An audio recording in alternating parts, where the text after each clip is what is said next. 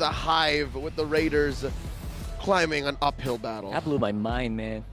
I'm here for it, though. I love it. I love it. The Wild. I'm confused, but I love it. It is a little bit confusing, but if you think about it, really, RSGPH, they just have to stop the potential ticking early time bomb of AP Bren, because if they can do that, actually, AP Bren's lineup is highly susceptible to getting counterplayed. But with the Cho pickup, that means AP Bren still needs to be careful of getting themselves kicked back and kicked away. Yeah, +1 on that, because I love that they have a dive comp, but this can be punished if they don't kill the person they dive. Yeah. Right? The counter. You're actually right. It's very conversion dependent. Now, check this out. It's a double lane start for AP Bren, trying to get those EXPs and levels on Few and Ogwin, with a majority of AP Bren living on RSG side of the map in the first minute. Right. Assassin Emblem. Everyone's on the quantum charge as per usual. 2 words. Quantum charge. Quantum charge. And, wow, that's actually a Brave Smite on the Angela. Interesting choice. I'm not knocking it. It's just an interesting choice there. Actually, I personally use that. Super survivability, man. It's unique. Ah, thank you. Yeah. And it is a mid lane Angela, not a roam. Uh-oh. Oh, there it is. Oh, Ogwin could be in trouble. You got a pretty good dive comp, but you can't dive out of this one. They take one, and they can take more. It's a counter kill, though. It's a 1-for-1. Tis worth it, I'd say. Yep. If only Ogwin didn't spend the Purify. So, again, closer to 50-50 here, which is close to what the first blood percentage is. That is true. Okay. Oh, my God. That's... The start of this game so far is history. Pretty much sticking to the numbers are these two teams. So we got to see there, again, AP Bren, Ogwin especially, susceptible to getting counter punish on anyone who dives. RSGPH can answer it, but RSGPH also, they need to watch out for their Benedetta getting pressured by AP Bren, because that might be a key thing for AP Bren's map control if they can actually pressure Nath's Benedetta. Similar to what RSG actually did yesterday to Smart Omega when they pressured Ryota. Yeah, he's going to have some difficulties here. Again, being a Benedetta against a lineup that has this, for example, the Karina that has that physical immunity that we talked about, and a very tanky Ogwin. So he's gonna have to maybe stay more controlled here throughout the game. Oh, folks, check this out. Super Marco already double laning, giving AP Bren here 1,000 gold lead at 2.5 minutes. This is huge, folks, for this metagame. The tempo that AP Bren are going at. Okay. They want to just keep wailing on him. They know they can do this, so Irad might be in trouble here, trying to go for that orange. They're going to be able to make it out, and with the addition of the Guiding Wind, Ogwin just seems so much more scary. He can just keep doing this all day. Yeah, and the captain, he's not the captain, but just Ogwin doing what he's doing right now for AP Bren. It is very interesting, because we usually see the Hildas getting picked up against assassin junglers, not going up against fighter tanks like Fredrin. But what this is doing is that AP Bren is controlling RSG's tempo. They don't want RSG to be comfortable. They want to force rotations to help out Irad, make Irad uncomfortable, to slow down RSG's aggression. That's something we pointed out on the analyst stand yesterday. RSG, they're a team that if they get that early snowball, if they get that early momentum, they barely let go. So AP Bren are not allowing that. Oh, Kaltizi wants to go for it. Emman going to be able to make it out just in time. Light is very close by, ready to go for the way of the dragon, and anyone tries to go too hard. All right, I get it. I see the approach, and I see the intent with this Karina rocking the quantum charge. Look at how deep both of these explainers are going. Flapteezy and Nats. And so far, again, this is AP Bren's MO. They're living inside RSG jungle, and they're maintaining the 1,000 gold lead despite there not being much action. Still, we're at 1-1. Second turtle already spawning. I never saw a Hilda just run up to 4 members of the opposing team just to get the little healing orbs from the buff. Yeah, I was what was that about? Whoa, whoa, whoa, whoa, whoa. Oh, look at this. Nats kick. Be super low health. Cancel on the Electo final blow as well. Gonna go down because of the heavy crossbow. Super Marco with a double. And AP Bren just keep going. They can't seem to be stopped right now with the sustain that this Hilda, or sorry, this Matilda is giving out, and they want to go for the dive. All right, makes it out just in the nick of time. All right, 2 for 1 there, and then the turtle got reset. I'm liking it, man. 5 minutes in, we're already seeing AOT, Art of the Turn.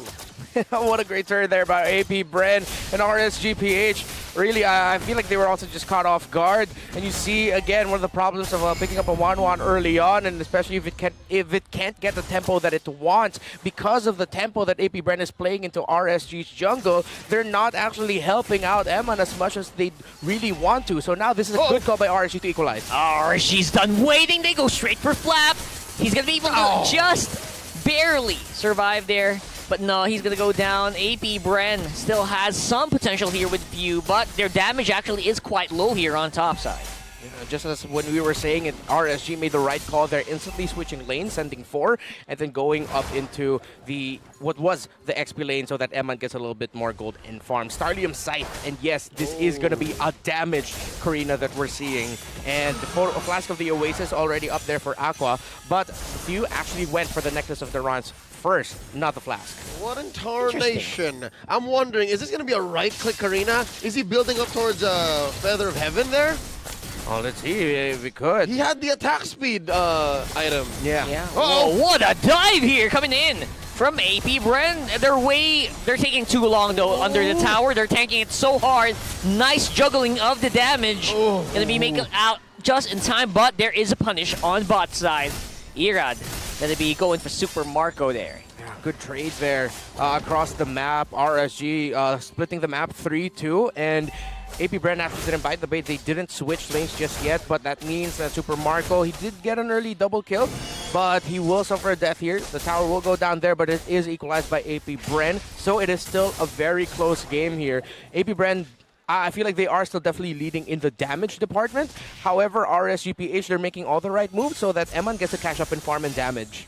It's about to hit critical mass though. If AP Bren continues this pace, some way, somehow, RSG will catch up and they will equalize and they will find a window. This is a fight waiting to happen in mid. Ogwin got a string on him.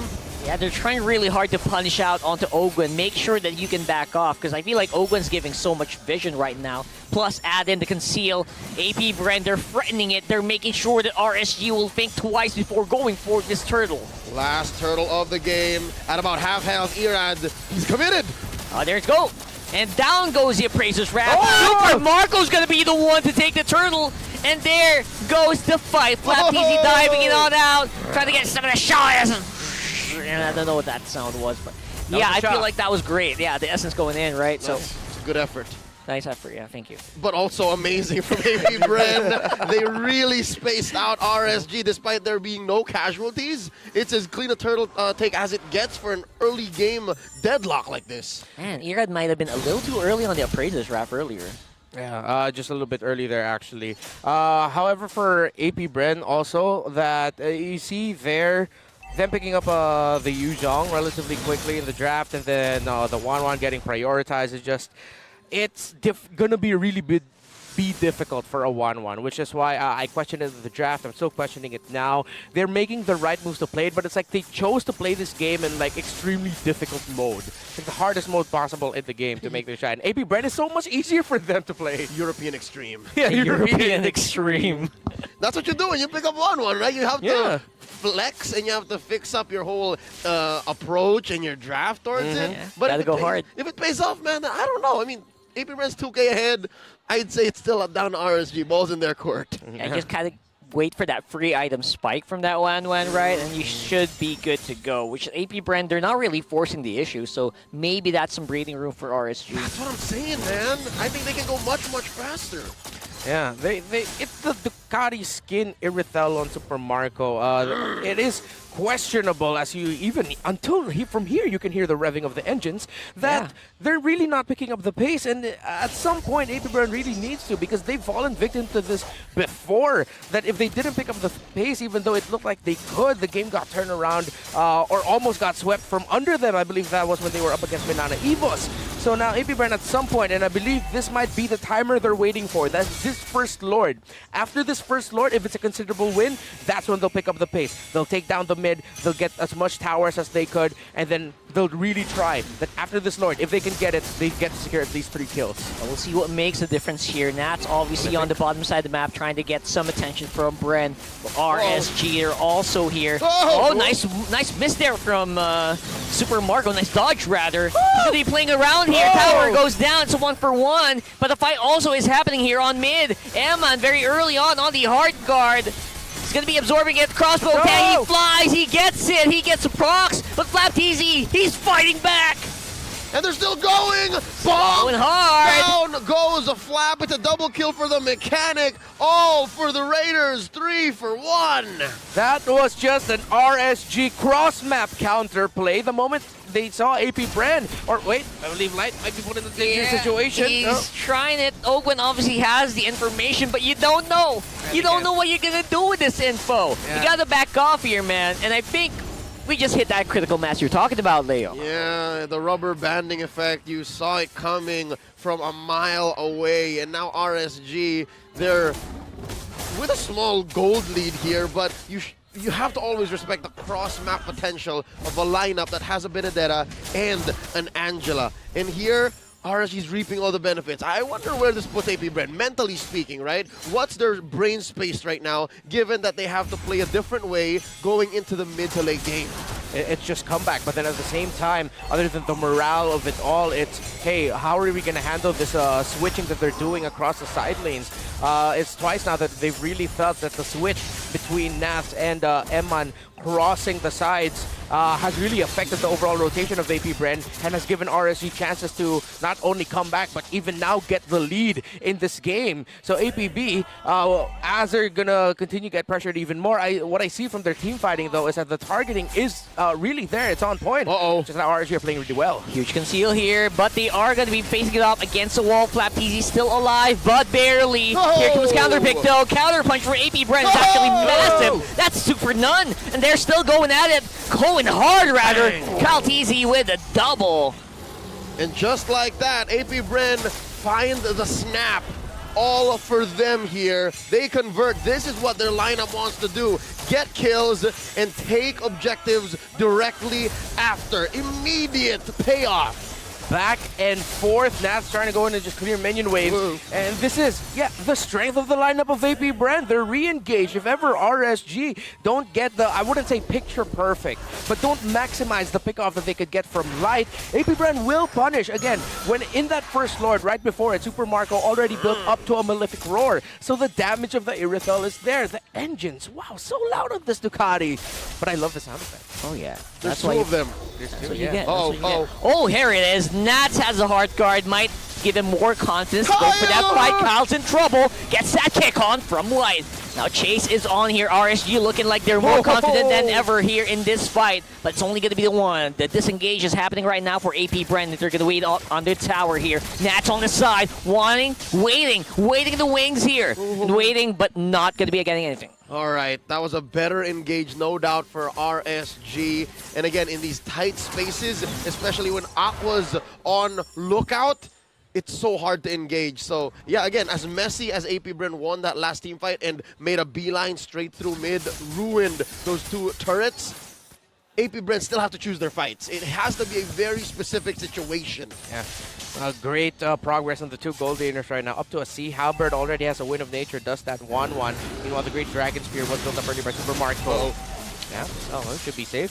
He actually also just built up an, I believe, no, that's actually Flapteezy, excuse me, who was able to build up that immortality. So now Flap's going to be a little bit more eager with actually sacrificing himself just so he could get that Petri knockup combo off, and AP Bren will make the most out of it. And that was how AP Bren actually won that last engage. Yeah. That sequence, and here we go! Oh, Emman could be in trouble here. Already used up the hard guard. He's able to pull out the crossbow of Tang. Able to take out the jungler of AP Bren for all people. That's 2 down already for AP Bren. This is spelling real trouble here for the Bees. And the chase is on RSG. They know they have the advantage. They're pushing it onto the Lord. Emman Airlines took a one-way trip to Lord Town as RSGPH looking to score a second one.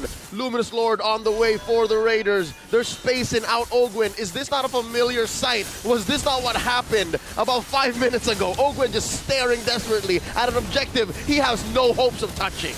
If there were no timer here, I'd be thinking it was deja vu, or if somehow I went back in time. But now RSG continue the pressure right now, trying to take the purple buff of AP Bren, and yep, they are now playing with their backs against the wall. Yeah, for some reason, I feel like the timer for Super Marco is just ticking up way too slow here. Oh, there it is. Ogwen absorbing all the skills here for RSG, but seems to be very healthy still. Nice try from Erad, trying to get Empracer's Wrath into Super Marco, but gonna be missing it out. All right, I'd hate to be the bearer of bad news, but please don't shoot the messenger. AP Bren's wave clear is less than ideal. So them being on the back foot like this, up against the ropes, with a big lord knocking down their door, oh, I'd be sweating bullets. Yeah, this lineup by AP Bren is control, domination, snowball. They controlled early on, but RSG, they knew their condition from the get-go. Get that one-on-one. Wait, Ogwen! Ogwen's trying really hard to get the attention of the RSG members, and he's succeeding, but he's also going to have to give up his life for that as well. It's going to be a 4-man defense for AP Bren against 5 from RSG, but it looks like they're able to clear the waves. All right, you substitute wave clear with bodies. I mean, it works if it works. For now. But that's really the form of wave clear of AP Bren. It's like they will have to sacrifice themselves and their health and their items just so they can defend. It's an engagement here, folks. It's a 4v5. Keep that in mind. As we do see that FlapTZ doing his damnedest to try to get into that, but he's totally being ignored here by the rest of RSG. Super Marco's still alive, but it's only him, Ogwen, and FlapTZ who's going to be up for this defense. Oh, wow. Emban has playing. Oh, wait, nuts! Oh, my goodness. Oh, he's going to be able to get away. But popping off that immortality was big. Emban and RSG, again, playing around their 1-1 so well, knowing what they needed to do across the map, the macro, and then the micro plays, how they're playing each team fight. They're really setting up Emban for success. They knew this was a gamble of a pick, a highly risky, but they took that risk and said, we will turn it into a great reward. But Emma needs to be careful with things like that because Super Marco's actually already full built as that Irithel. I'd hate to say it's over, but here I was hoping I was going to be able to play Karina in my rank games again. It's difficult to be Kyle TZ. It's difficult to be AP Bren right now, given that you're down 4K and you've got 2 inhibitors pushed in, 30 seconds till the Lord, and there's no real vision or any image of winning here. It's RSG taking full control of every approach. But this is exactly what we talked about, right? If you're AP Bren, you dive, and if you don't fail to win that dive, you lose out. You can't really get out. The problem with the Karina, guys, right? So Ogwen. He's going. He's taking up everything he can. He's going cross-map. The cross-map play. He's going around the world. Well, my teammates, here comes you with the guiding wind. He's going to be able to make it out. No! He gets stopped by RSG. Oh my goodness, that is brutal. That was the longest chase I've ever seen. With the tankiest member that we've seen as well. But a beautiful kick from Light actually might close and seal the deal here, giving Emman a triple. Oh, that's it. With these 2 defenders, again, with already less than ideal wave clear with all 5 members on the map, RSG are looking to finish this. Ring the bell, Few and Kyle TZ. Can you pull off a miracle? That's going to be a huge miracle here. Do they have the clear? Do they have the potential to do this? To slow it down, maybe delay, but no way, Jose. It's going to be the game win for RSG.